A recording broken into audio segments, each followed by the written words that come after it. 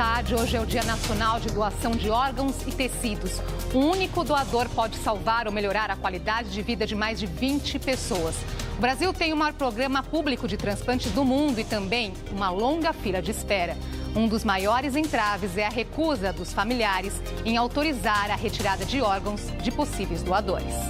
A paixão de Juliana pelo trabalho e pelos estudos teria uma barreira se ela não tivesse feito um transplante de córnea aos 7 anos. Eu estava com a perda total de um olho, estava perdendo o outro. E para não perder totalmente a visão, eu precisei estar fazendo um transplante de córnea do olho direito. E hoje eu sou grata a isso por ter feito, porque eu consigo estar enxergando, eu consigo fazer minhas coisas normais como qualquer outra pessoa. O programa público de transplantes brasileiro é o maior do mundo. 90% dos implantes são realizados pelo SUS, mas há a possibilidade para que ele seja ainda maior. No ano passado, apenas 3 em cada 10 potenciais doadores se tornaram doadores efetivos. O maior entrave é a recusa da família. Quase metade não autoriza o procedimento por motivos como a preocupação com a comercialização ilegal de órgãos. O Brasil tem a legislação mais rigorosa do mundo, então não há tráfico de órgãos no Brasil, a fila é respeitada, nós só consideramos como potencial doador a partir do momento em que se confirma o diagnóstico de morte cerebral, que é um processo irreversível. Melhorar a infraestrutura para a manutenção do doador e transporte de órgãos também ajudaria a agilizar o andamento da fila de espera. Os transplantes com maior número de pacientes candidatos são rim, fígado, coração, pulmão e pâncreas. E qualquer um pode ajudar a reduzir esses números. Esse pedacinho dessa pessoa que vai estar doando está trazendo um sorriso, alegria para uma pessoa que está precisando e também alívio para os familiares e amigos próximos dessa pessoa. Para falar sobre a doação e o transplante de órgãos, nós recebemos o médico cardiologista Sandrigo Mangini, ele é membro da Associação Brasileira de Transplantes de Órgãos, e Luiz Antônio da Costa Sardinha, coordenador da Organização de Procura de Órgãos e Tecidos do Hospital das Clínicas da Unicamp.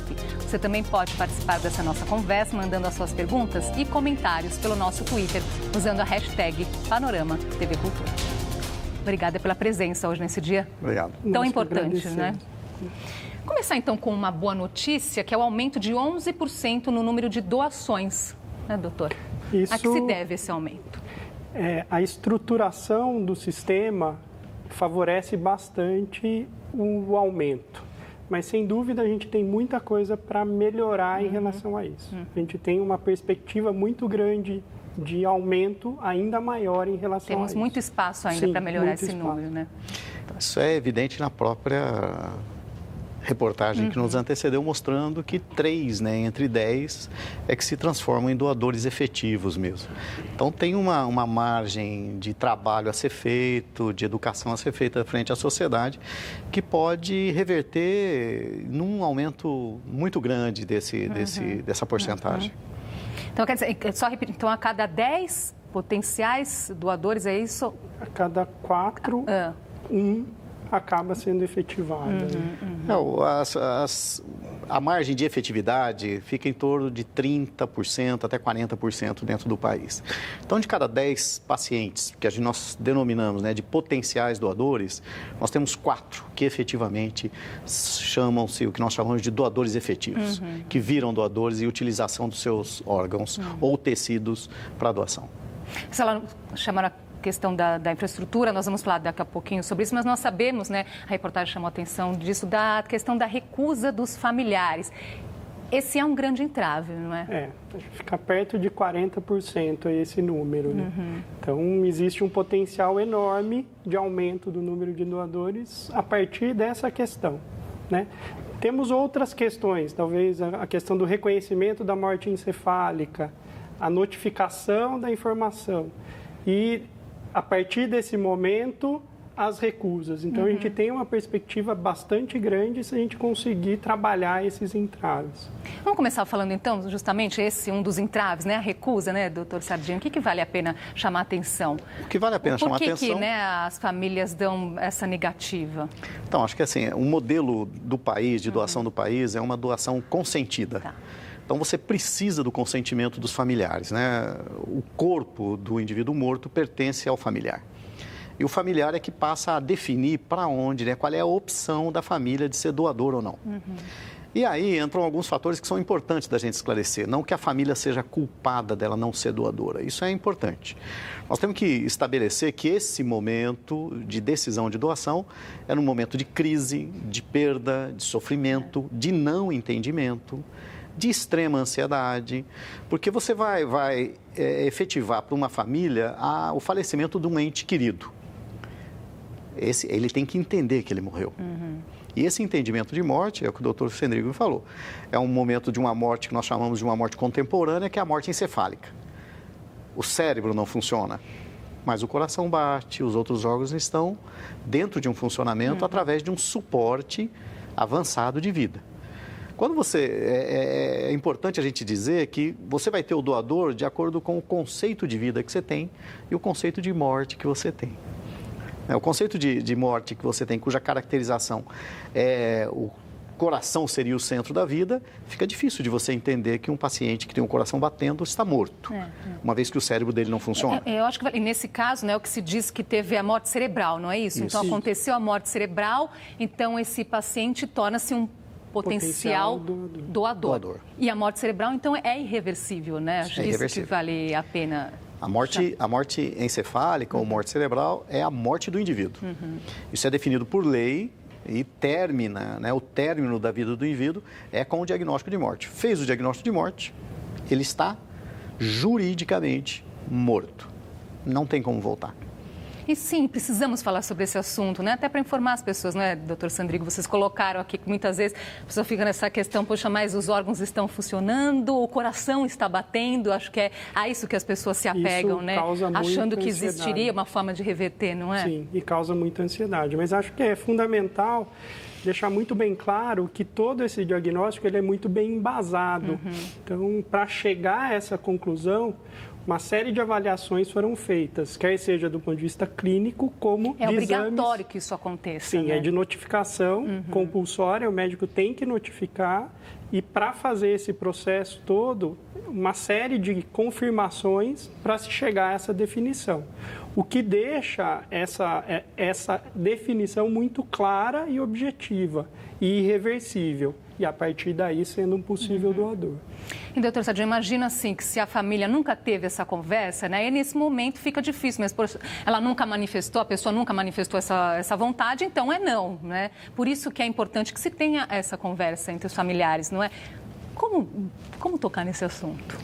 Olha, o processo de doação de órgãos ele é totalmente social. Quem doa é a sociedade, quem recebe é a sociedade. Ele é totalmente justo e a gente respeita sempre a autonomia do falecido. Por isso que é importante se conversar sobre doação de órgãos. E é uma situação que está engatada, né, vem junto com a morte do indivíduo. Então, se eu morrer, eu gostaria de ser doador de órgãos. Se acontecer alguma coisa comigo, eu gostaria de ser doador de órgãos. Essa conversa é fundamental que a família tenha. Lógico, não precisa ser todo dia, repetir todo domingo, olha, se eu morrer.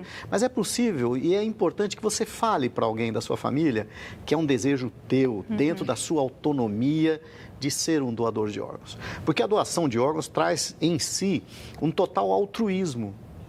Porque não interessa a quem você vai ajudar. Não interessa para onde vai os meus órgãos. Não me importa quem vai receber os meus órgãos. O importante para mim é ser doador. É colocar o meu corpo, os meus órgãos à disposição da sociedade. E nós temos um sistema que funciona muito bem. Nós temos um sistema que é transparente, nós temos uma lista única que tem sistemas de controle com câmaras técnicas, com o Ministério Público correto. Nós temos uma característica da legislação nossa e que quem faz o diagnóstico de morte não tem e não pode estar envolvido com o transplante. Ele só faz o diagnóstico de morte, ele não tem nada a ver com o transplante. Eu não sei para onde vão os órgãos do doador que eu possa vir a ter em Campinas Campinas? Sim. Eu não sei. Eu disponibilizo os dados clínicos que eu tenho e a lista que vai rodar. Uma vez dita essa vontade revelada, os familiares aí costumam respeitar, né? Esse é o retorno que vocês costumam ter. O retorno que a gente tem nas entrevistas familiares é justamente isso. A pergunta, o grande questionamento que a gente faz é assim, alguma vez ele falou que gostaria de ser doador?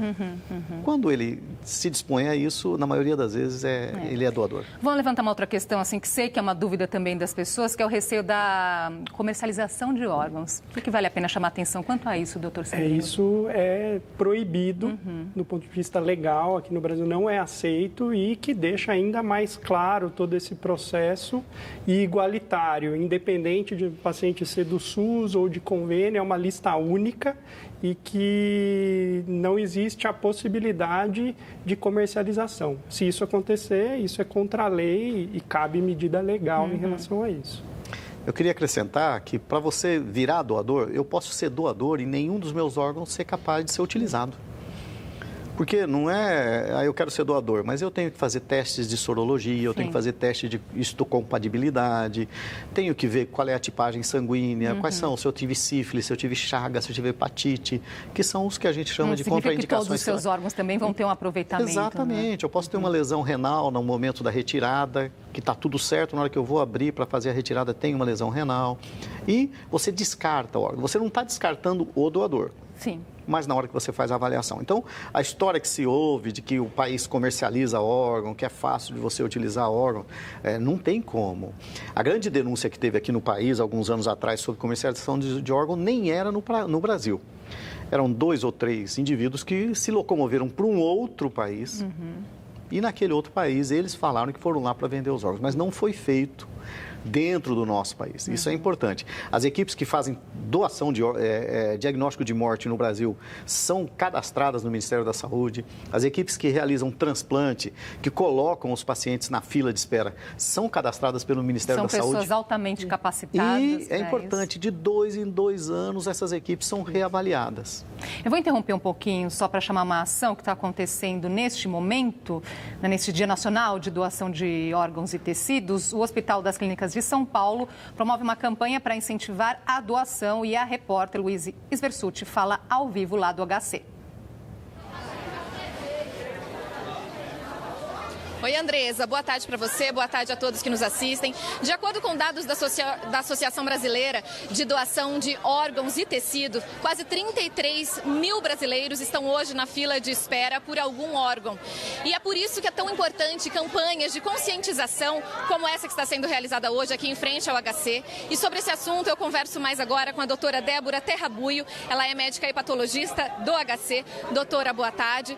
Qual o principal objetivo dessa campanha? O principal objetivo dessa campanha, em primeiro lugar, é agradecer a todas as pessoas que já doaram e a todas as pessoas que vão autorizar a doação dos órgãos, a todos os familiares. E o segundo objetivo é a gente esclarecer a população sobre a necessidade de aumentar o número de doações e de como fazer isso. E como está sendo realizada essa campanha junto ao público? Nós estamos entregando panfletos de esclarecimento à população aqui na entrada do prédio dos ambulatórios, do Hospital das Clínicas e na estação Clínicas de metrô. E nós esclarecemos à população como eles devem fazer para doar. Ou seja, que não precisa deixar nada por escrito, mas que todo mundo deve conversar em casa e demonstrar o seu interesse em doar para a sua própria família. Obrigada pelas suas informações. E essa campanha vai até às 3 horas da tarde e é aberta para todo o público. É com você, Andresa. Obrigada, Luísa.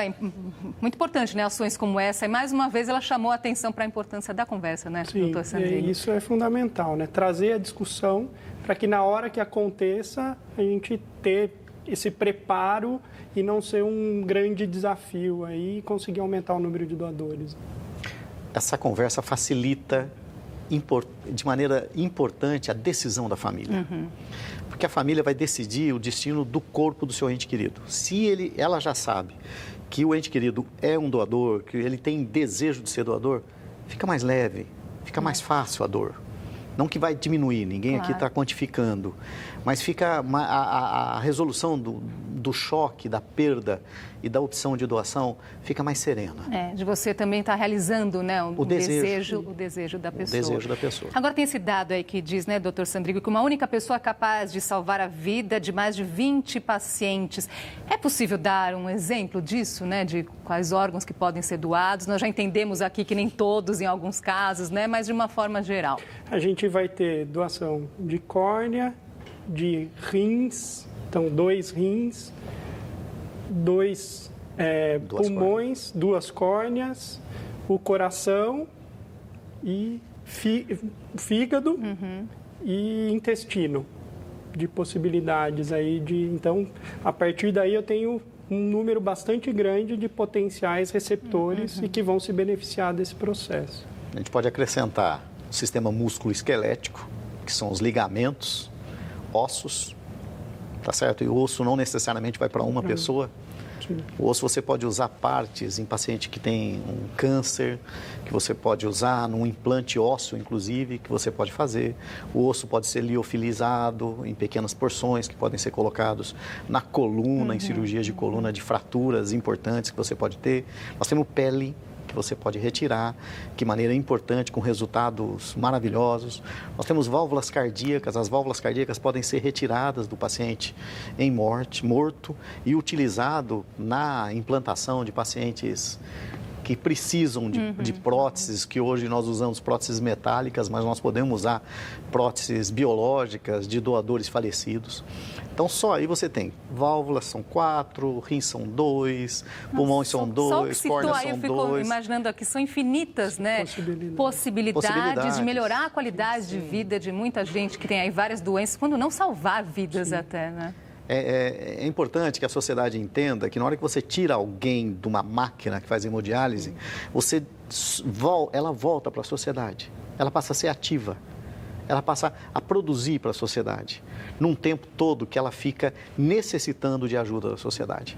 É o retorno à vida, né? É muito claro que alguns pacientes, o Sandrigo tem mais experiência que eu no transplante, de que eles falam assim, eu tenho 2 aniversários. É verdade. Um eu nasci, o outro eu transplantei. Isso talvez seja o grande impacto do transplante, né? Na questão do coração, por exemplo. O paciente não consegue fazer absolutamente nada sem ter falta de ar. Ele não consegue tomar banho sem ter falta de ar, pentear o cabelo sem ter falta de ar.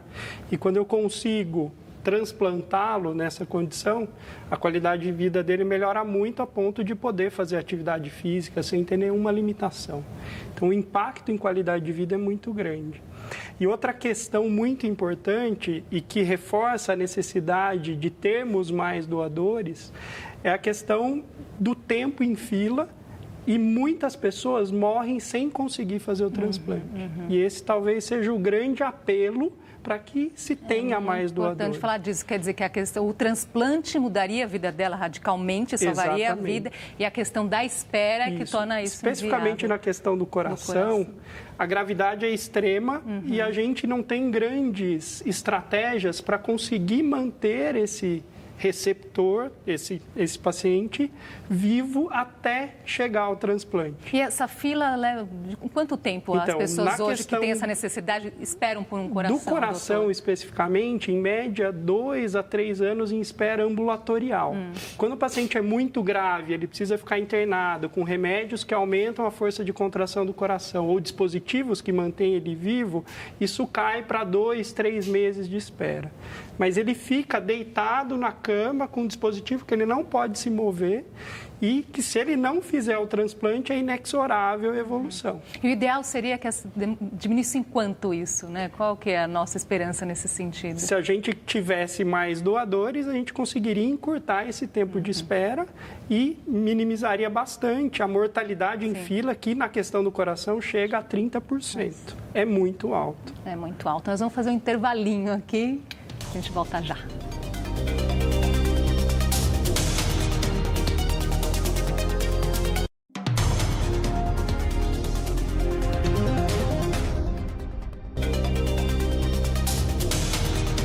Já estamos de volta com o Panorama, onde falamos sobre a doação e o transplante de órgãos com a gente, o médico cardiologista Sandrigo Mangini, membro da Associação Brasileira de Transplantes de Órgãos, e Luiz Antônio da Costa Sardinha, ele é coordenador da Organização de Procura de Órgãos e Tecidos do Hospital das Clínicas da Unicamp. Antes, eu vou chamar aqui mais um exemplo de sucesso em um transplante, e essa história vem do Maranhão. Dona Lúcia, com um novo rim, ganhou também uma nova vida. Estava com 10 anos na hemodiálise, transplantei, agora eu urino, bebo água à vontade e não vou para a máquina. Ave Maria, é muito bom. O hospital, o único transplantador do Maranhão, foi credenciado pelo Ministério da Saúde para realizar mais 2 tipos de transplantes, coração e fígado. Os portadores de falência hepática e cardíaca, ou ele transplanta ou ele morre. Ele não tem uma máquina para substituir esses órgãos. Só a família doar os órgãos de uma pessoa querida, né, para salvar outra vida é muito maravilhoso, porque a gente tem outra vida quando a gente transplanta. Foi o que vocês colocaram aqui, né? Como costuma dizer que tem 2 aniversários, porque ela começa ali uma outra vida, né? Até é muito legal, né, ver a Dona Lúcia, quanto é emocionante. Mudou depois de 10 anos, pensou 10 anos fazendo hemodiálise, né? E eu acho que vale chamar a atenção aqui que em 80% dos casos os transplantes têm sucesso, não é isso? Chegamos a esse número de sucesso, não é, doutor? Até mais do que isso, especificamente. O resultado do transplante no Brasil é muito bom, o que reforça a técnica e que vale a pena a gente continuar fazendo. Agora sim, eu sei que vocês trabalham aí de forma, né, conjunta e sincronizada, né, a partir do momento que se tem ali a notificação de um doador, né, em potencial, como é assim que é chamado, né, e até chegar no paciente que vai receber esse órgão. É possível explicar para a gente, assim, sei que é um trabalho complexo, mas de uma forma simples, como é que funciona, né? Então, vamos partir do exemplo que seja um coração, que nós temos aqui, o cardiologista vai chegar na outra ponta, né, doutor? Então, começa com a identificação do paciente em morte encefálica, o diagnóstico de morte encefálica feito por 2 médicos, mais um terceiro, a conversa com a família autoriza a doação, nós fazemos todas as sorologias e colocamos como um doador viável. Nesse doador viável, nós colocamos quais são os órgãos que nós consideramos viáveis para a doação, a OPO, a Organização de Procura de Órgãos. Com isso, eu notifico a central. A central passa a ofertar esses órgãos. E nessa oferta, ela oferta o coração. E aí nós recebemos a ligação que tem um doador para um determinado receptor. Então, a gente não tem controle sobre quem vai receber. Já existe a lista dos pacientes e conforme peso, tipagem sanguínea, tempo em fila e prioridade, eu recebo especificamente para aquele receptor. E quando começa esse processo, a gente tem toda uma logística envolvida, especificamente na questão do coração. A gente tem 4 horas para retirada e colocação desse coração. Então, a distância é extremamente importante. Então, captar um coração 4 horas, no Nordeste, por exemplo, impacta muito negativamente nessa questão do tempo. Então, a gente acaba utilizando ou vai a muita distância com avião, que a FAB disponibiliza, ou a gente tem que buscar a distância e tem que ser muito rápido nesse processo, porque temos 4 horas só. Então, tendo esse doador em potencial, o paciente pode estar em casa, mas a grande maioria está no hospital com remédio para melhorar o funcionamento do coração. E aí a gente comunica esse receptor, deixa ele todo preparado, vai para o centro cirúrgico, enquanto isso a outra equipe está vendo se o coração realmente é bom e é viável, e aí é bom, eu comunico a equipe que está no hospital e eu começo a fazer a retirada desse coração para então colocar. É uma corrida contra o relógio, Exatamente. né? É uma corrida contra o relógio. Agora, vocês citaram essa questão, a importância da recusa, né? Que é um obstáculo aí para a doação de órgãos, mas falaram também da infraestrutura, né? Essa reportagem aí que foi feita no Maranhão fala que esse é o único hospital, né? Que está... que realiza transplantes, né? Então, comemorando o fato de ganhar autorização para fazer mais dois tipos. Então, eles já faziam de rim, passaram a fazer também e coração e fígado, que é uma ótima notícia. Mas o que dá ainda então para melhorar também a questão da nossa logística e infraestrutura? Em que ponto nós poderíamos aí avançar? Eu acredito que sim, depende de financiamento. Nós temos mais de 90% é feito pelo SUS. Qual é o financiamento? O financiamento não é só construir um hospital e falar que o hospital vai fazer transplante. O transplante passa pelo recurso humano. Você tem que ter recursos humanos capacitados para fazer isso daí.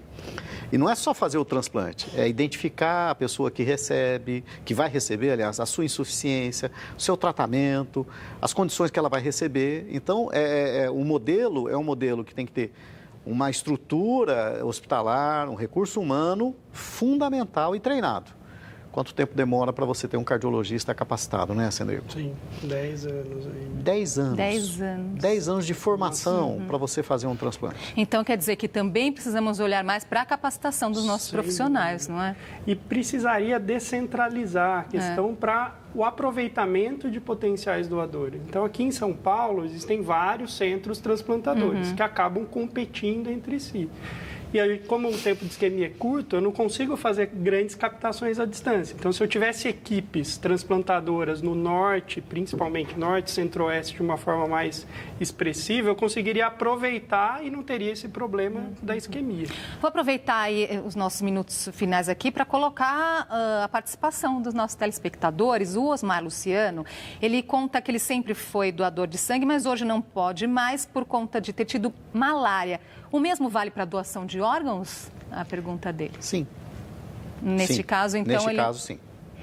O Beto Machado, ele pergunta, né? Eu quero ser doador, mas a minha família é contra. Então, eu pensei até em tatuar no pulso que eu sou doador como símbolo. Isso seria uma manifestação? Seria respeitado o meu desejo?